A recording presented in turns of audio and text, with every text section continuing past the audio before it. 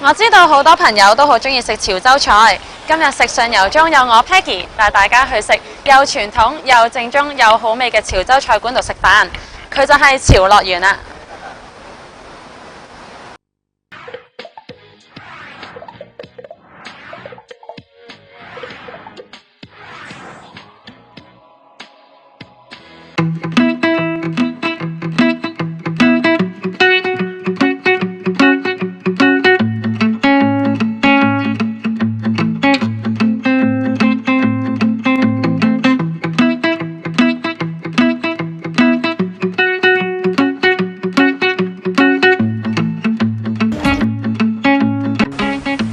嚟到潮樂園呢度，一定要介紹俾大家嘅就係兩碗賣相都好吸引嘅自家製墨魚丸，同埋自家製魚蛋加魚片。點解會介紹呢兩樣嘢俾大家呢？其實因為佢哋嘅自家製墨魚丸呢，製作係非常之認真，而且用料亦都係非常之充足㗎。佢係用100% 墨魚製造啦，冇任何嘅雜質，亦都冇加入任何嘅肥豬肉。至於呢一個魚蛋同埋魚片呢，製作當然都非常認真啦，用料都好充足，而且呢係冇加任何嘅添加劑啦。佢係利用咗門鱔啦、滑仔啦同埋其他唔同種類嘅魚肉製造而成，咁令到呢有啲魚蛋呢嘅味道就會比較突出啦，而有一啲魚蛋呢嘅質感就比較豐富同埋彈牙。等我試下個墨魚丸先。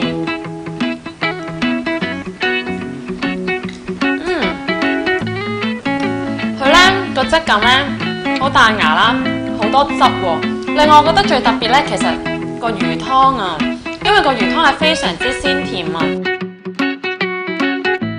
再試一試個魚蛋，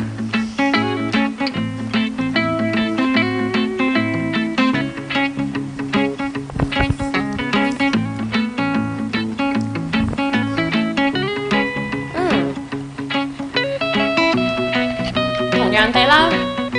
都係用同一個湯底，而個魚蛋呢，我食到咧佢係非常之彈牙啦，而且我覺得魚蛋呢係比較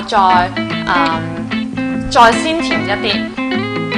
同墨丸呢有一個比較唔同嘅地方呢，就係魚蛋咬落去嗰個質感呢係再比較爽口一啲添㗎。呢兩碗都非常之出色，同埋大家嚟試嘅時候呢，一定要飲埋佢個湯啊，真係好好飲㗎。哇！大家睇下個蠔餅幾大件，賣相好吸引㗎，佢好香㗎。佢個蠔仔粥啖啖都係蠔仔，非常之足料啊！等我試下個蠔餅先，一夾落去呢，都未食就已經知啦，好鬆啊，好鬆化。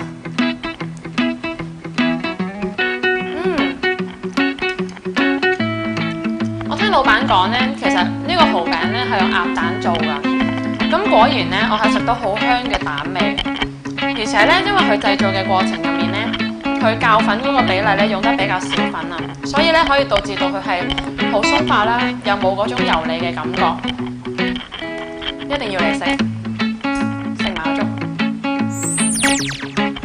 見到都吸引，真係啖啖都係肉，佢仲要熱辣辣㗎，食粥嘅趁熱食㗎。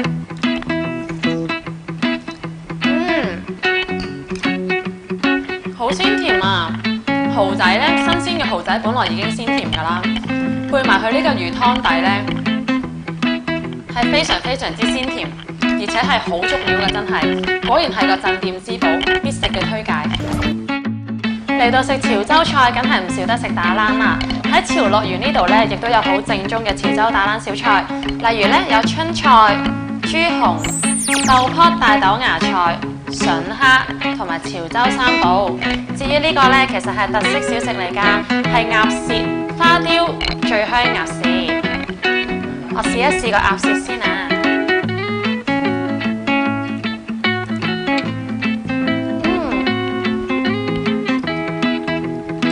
呢個鴨舌做得好出色啊！因為唔使睇個名呢，一食就知道係用花雕煮㗎啦，已經好好食啦。加上佢嘅鴨舌呢，肉質好爽口啦。又唔會話好硬，又唔會話好立咁樣，絕對值得推介。試埋個春菜，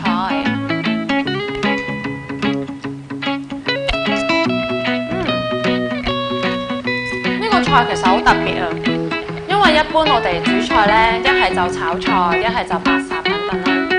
但係其實呢個菜呢係用燜嘅方法嚟到煮嘅，令到佢呢係非常之爽口啦，而且味道亦都好鮮甜。大家唔好以為佢係一條普通嘅烏頭啊，其實佢係有牌子㗎。佢呢就係元朗楊氏烏頭。你哋睇下，新鮮游水嘅烏頭就係咁大條㗎啦，肉質呢仲非常之肥美，好多黃油喺面添㗎。隔離呢一個呢就係滷水大拼盤，咁佢呢有豬耳啦、鵝片啦、墨魚啦、鵝腸啦、大腸等等嘅。我都忍唔住要試下條魚先啊！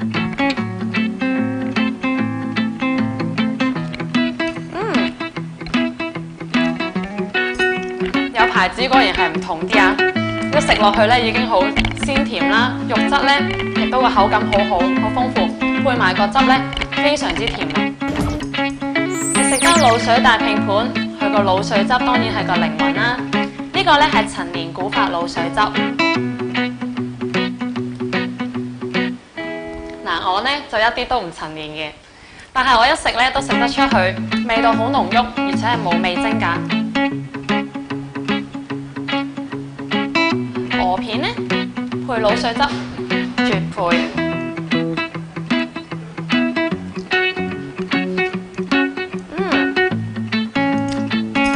佢每一塊鵝片呢都切得好薄啊，肉質呢口感又好好啦，配埋呢個滷水汁呢，味道係非常之濃郁㗎。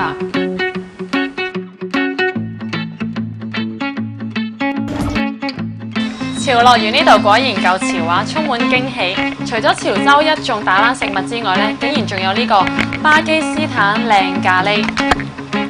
其實呢係因為老闆呢就好中意煮嘢食嘅，咁佢就識一啲巴基斯坦嘅朋友啦，就親自教咗佢煮呢個咖喱，咁令到客戶呢又多一個選擇，又可以同大家分享喎。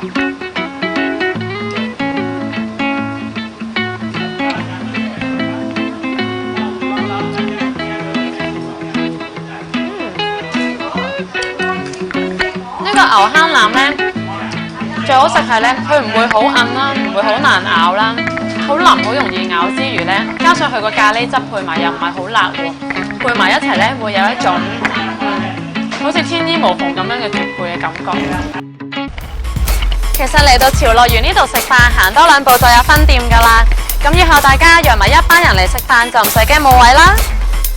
潮樂園嘅地址位於香港北角和富道84至94號銀輝大廈地下4號鋪，港鐵北角站 A1 出口。巴士路線分別有106、112、102、116、2同埋2號 A， 而所有會經過英皇道嘅巴士都可以嚟到呢個目的地㗎。